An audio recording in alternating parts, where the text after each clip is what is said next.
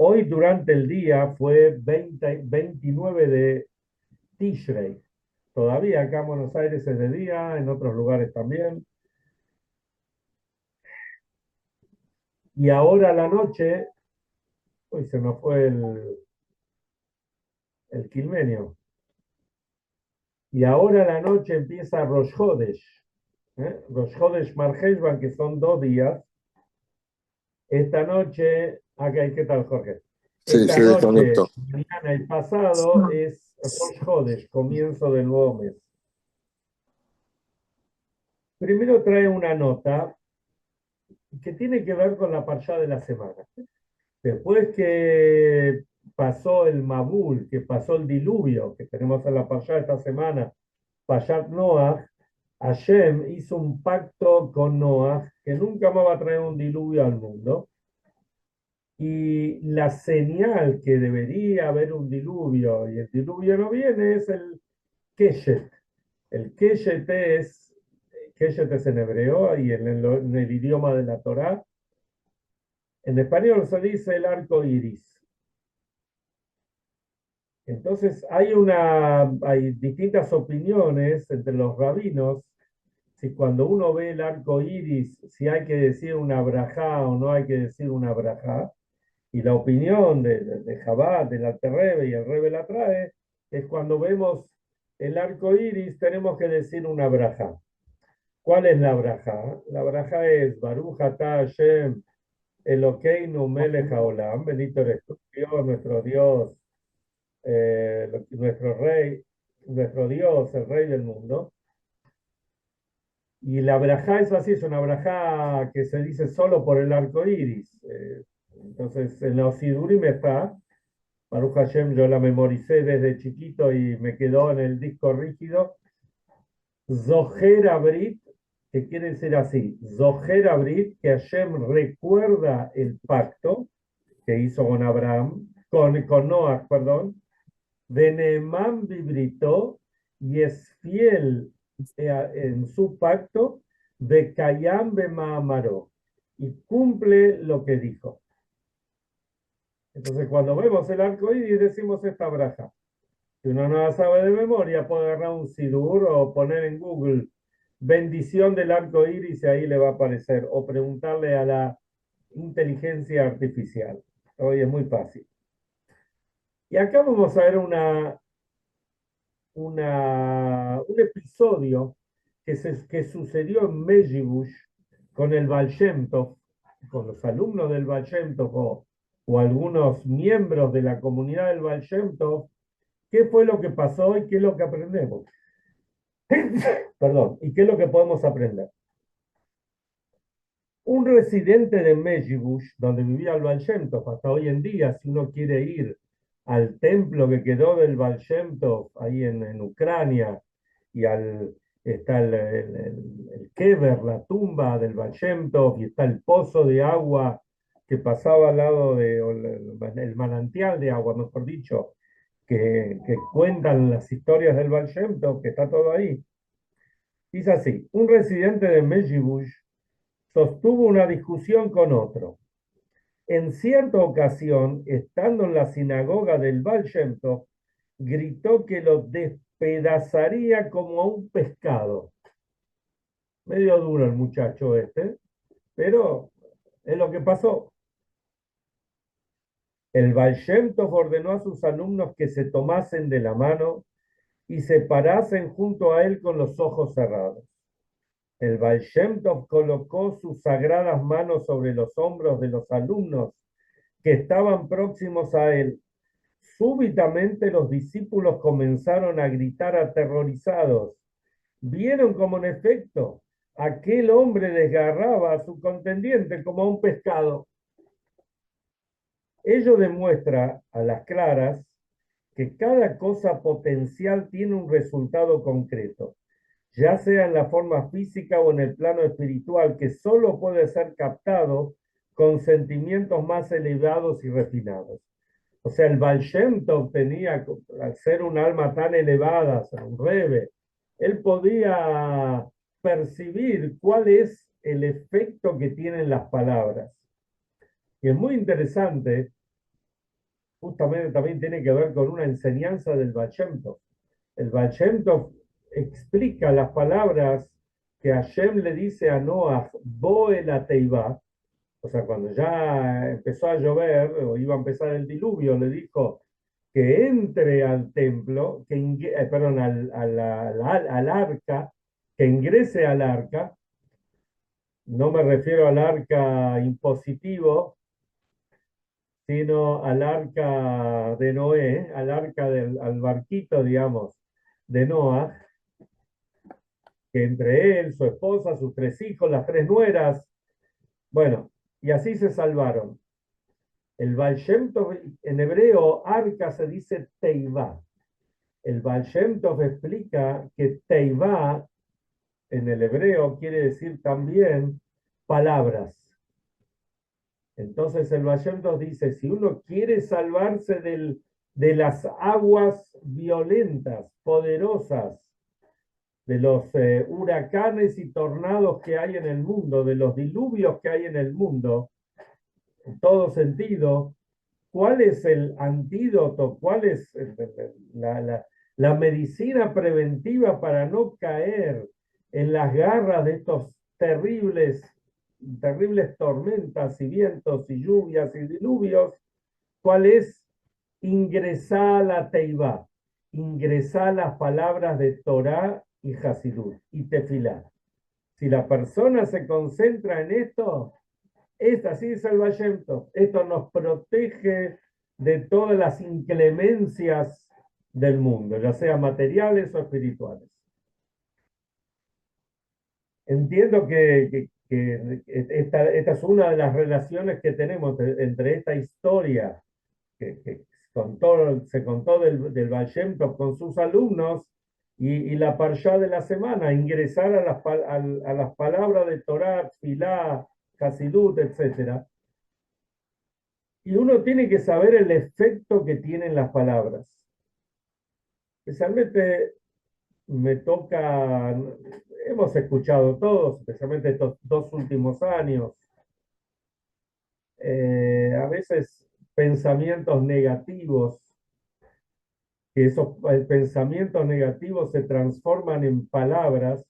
Uno tiene que ser cuidadoso con las palabras que diga. Por más de que los pensamientos son reales, ¿no es cierto? Estaba la guerra, estaban los secuestrados, están los fallecidos que estamos esperando día a día que lo devuelvan a todos, así, lo van devolviendo con cuentagotas. Pero bueno, Baruch Hashem, los que ya devolvieron, ojalá que ya devuelvan a todos. Y así también con las cuestiones de la vida, uno muchas veces habla y dice, esto es un desastre, no va a pasar nada, y están todos los opinólogos, y escuchamos a los opinólogos y nos hacemos mala sangre por todo lo que todos dicen, ya sea nacionales o internacionales o lo que sea. Y puede ser, o seguramente es factible que racionalmente tengan en qué basarse y sea lo lógico. Pero nosotros no somos racionales. El pueblo de Israel no se rige de acuerdo a la razón, al raciocinio humano. Nosotros estamos conectados con otra dimensión, con la dimensión infinita que es Hashem.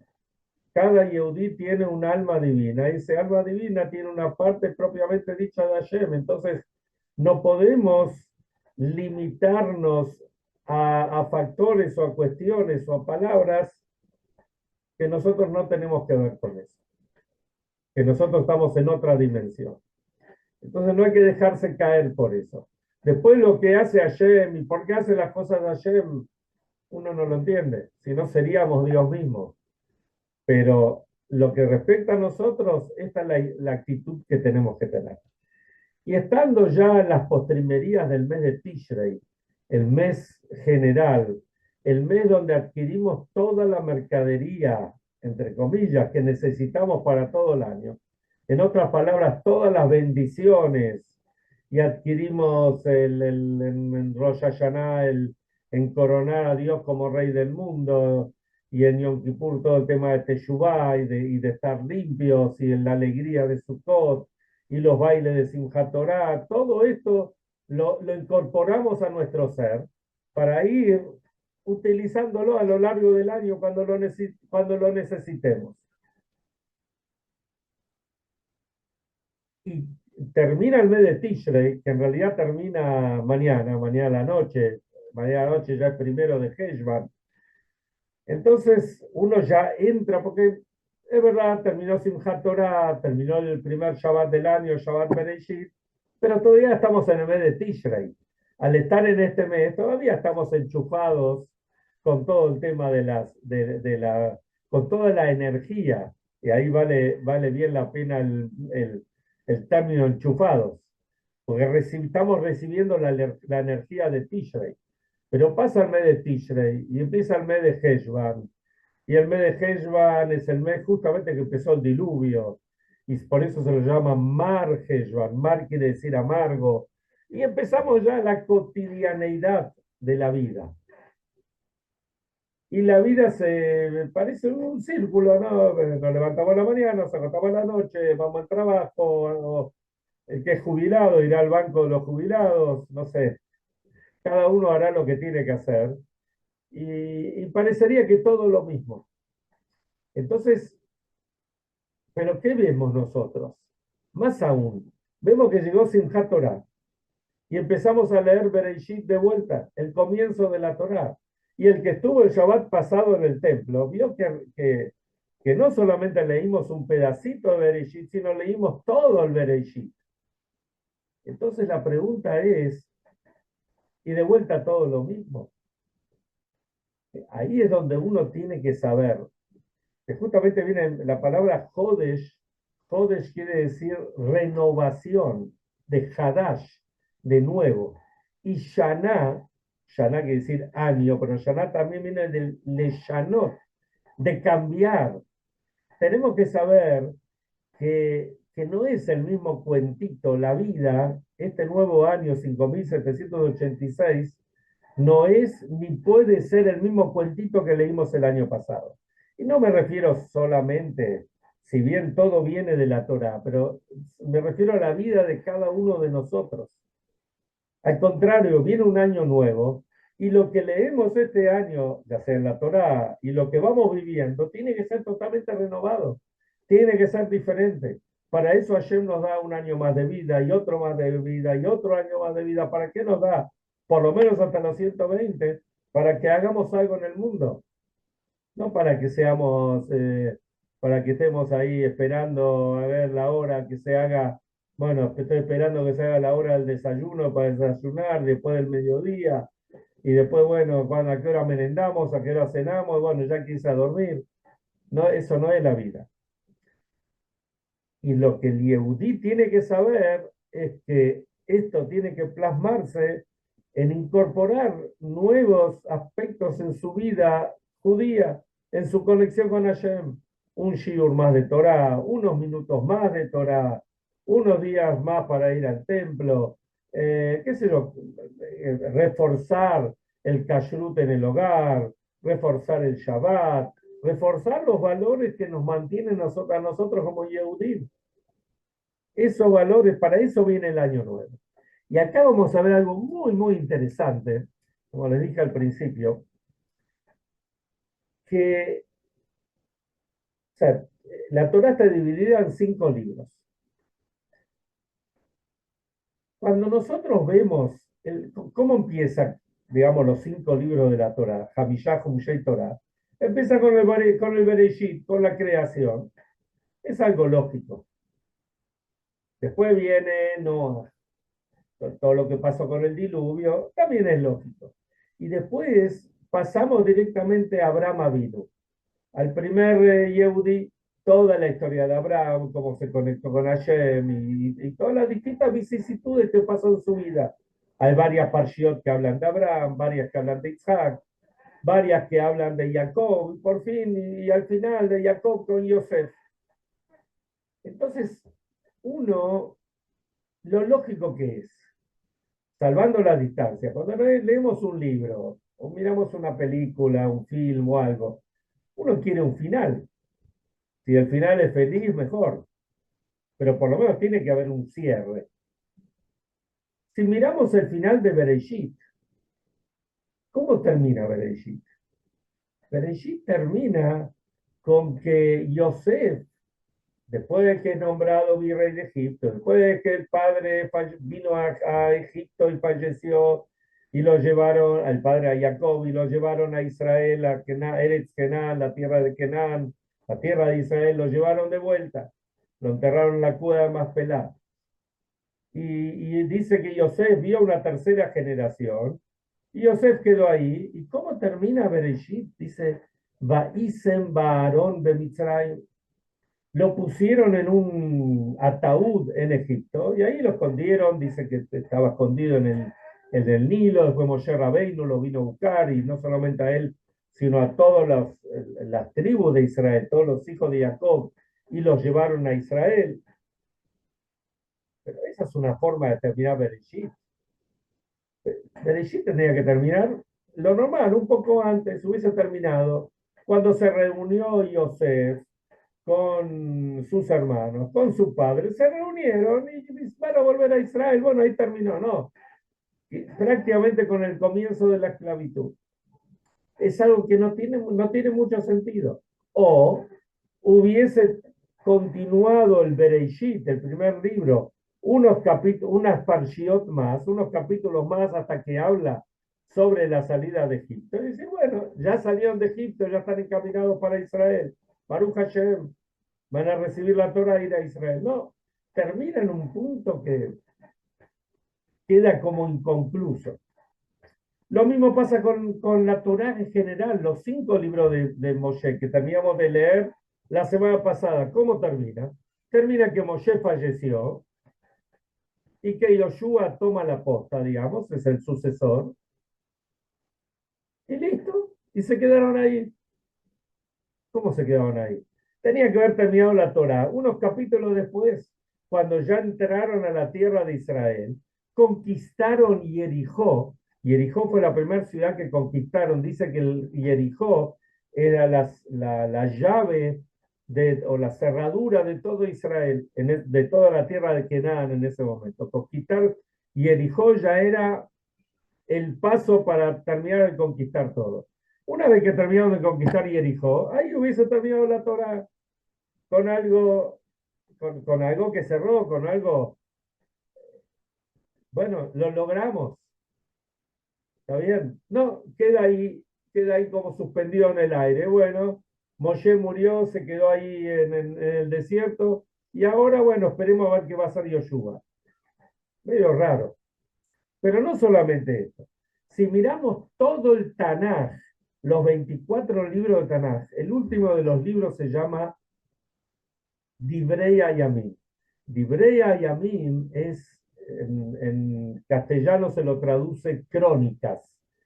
Y el final de Crónicas del Divrei Hayamim habla que el pueblo de Israel estaba en el exilio en Babilonia, y Koresh, que era Ciro les permite volver a Israel. Y ahí termina todo el Tanaj. Cuando hablamos del Tanaj, el libro gordo del Tanaj, con todo lo que eso, así termina el Tanaj. Tenía que haber terminado, aunque sea, lo hubiese puesto algunos capítulos más, donde habla que se reconstruyó el tercer templo. No, dice, él le dio permiso para entrar. Y así a lo largo de la historia vemos todo esto. Pero acá estamos hablando de la Torá propiamente dicha. En realidad que hay un mensaje. Justamente el mensaje es que la vida no termina, la vida continúa, y tenemos que hacer los planes y renovarnos para el próximo ciclo, para lo próximo que viene.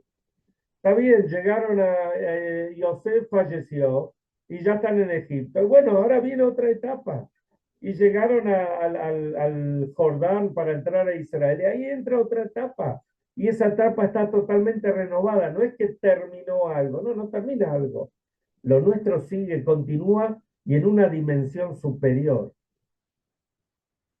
Y esto es lo que tenemos que tener en cuenta hoy, mañana, el pasado, estos días que todavía estamos con el mes de Tishrei, y estamos con el mes de Heshvan, no decir, bueno, volvemos a la rutina. No, no, no volvemos a la rutina.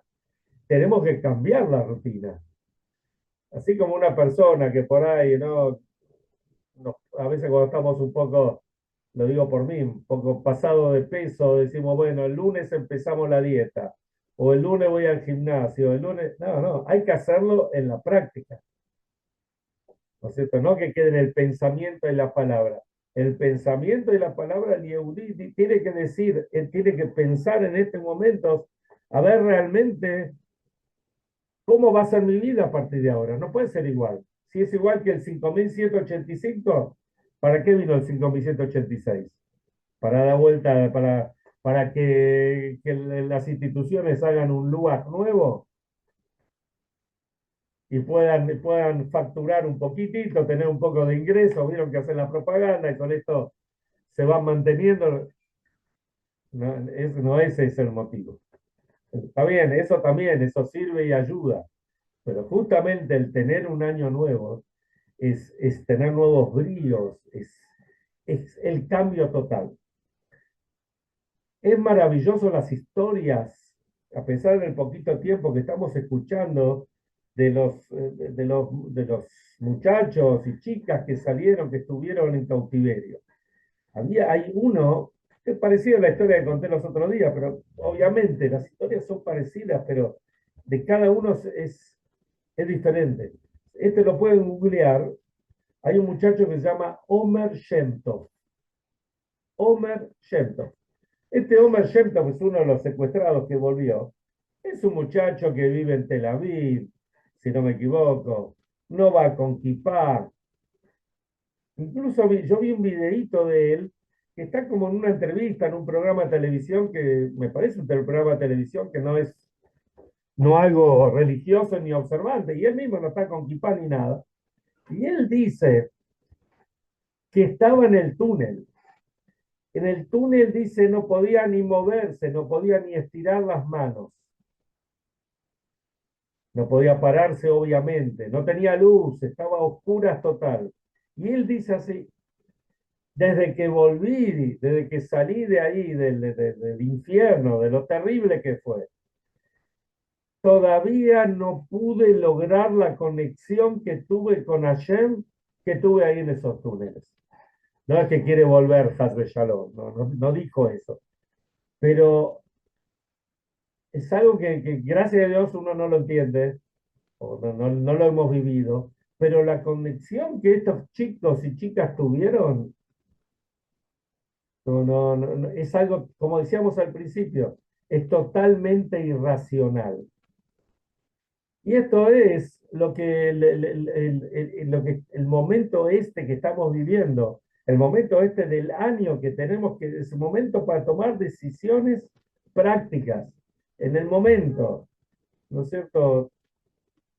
Fijarse si no tenemos todas las mezuzot en casa, fijarnos de tener todas las mezuzot, si todavía no las revisamos, tefilim, mezuzot, de que estén bien puestas, bien revisadas.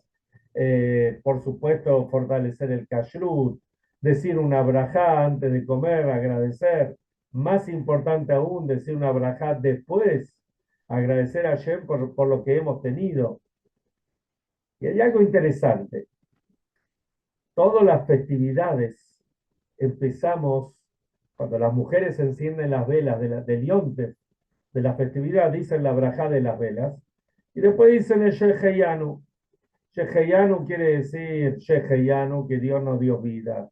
Bekimanu y nos sostuvo. Beigianu, Nizmanazé, y nos hizo llegar a este momento. Después nosotros lo decimos en el Kiddush, incluso Yom Kippur, que no comemos, lo decimos en la tefilá. Después del Kol Nidre y decimos el Sheheyanu. Eso se dice, lo decimos en Rosh Hashanah, lo decimos en Yom Kippur, lo decimos en los primeros días de Pesach. Los últimos días de Pesach no decimos Sheheyanu, porque, porque es una continuación de los días de los primeros días de Pesach. En Shavuot decimos Sheheyanu. Los primeros días de Sukkot decimos Sheheyanu. En Shmini Atzeret de Simchat Torah también decimos Sheheyanu. Y la pregunta es, ¿por qué decimos Sheheyanu? ¿Qué tiene de especial estos días? Decimos el Sheheyanu por la conexión que tenemos con la Torah. Sheheyanu, agradecemos a Hashem que llegamos a este momento y nos renovamos totalmente para encarar esta nueva parte del año. Y esto es el pueblo de Israel.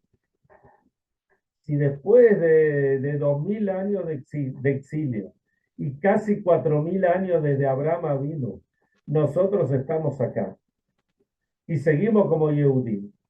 Y en este momento se ve en los jóvenes, especialmente en los más chicos, se ve un despertar de querer hacer cosas. No sé si quieren ser Balei Teshuvá, de hacerse observantes totalmente, pero sí tienen un despertar de ponerse tefilim o hacer una braja o un shiur de Torah. Esto es lo que tenemos que hacer nosotros en este momento. Pensar, tomar decisiones y aplicarlas a lo largo del año. Para terminar, en Lubavitch se acostumbraba, tanto en estos días, el Gabe del Shil daba un golpe en la mesa y decía el versículo de Jacob alach ledarkov. Cuando Jacob volvió de Harán, volvió de estar los 20 años en la casa de su suegro, Labán, con todo lo que él pasó, dice el versículo de Jacob alach ledarkov. Jacob fue a su camino y se encontró con los ángeles celestiales. Entonces explican los rebes que este es el momento para nosotros de Jacob alach ledarkov. Venimos del mes de Tishrei, ahora entramos en la ruta para transitar todo este año. Y ahí vienen la nueva dimensión, los nuevos bríos, las nuevas decisiones, y que sea como dice el Talmud, un buen pensamiento. Hashem lo considera como que ya llegó a la acción, y esto va a ser inmediatamente con la venida del Mashiach, y Dios quiere, va a venir ya el Mashiach, y mañana vamos a estar todos en el Bet HaMikdash viendo cómo se trae todo el servicio y las ofrendas de Rosh Chodesh.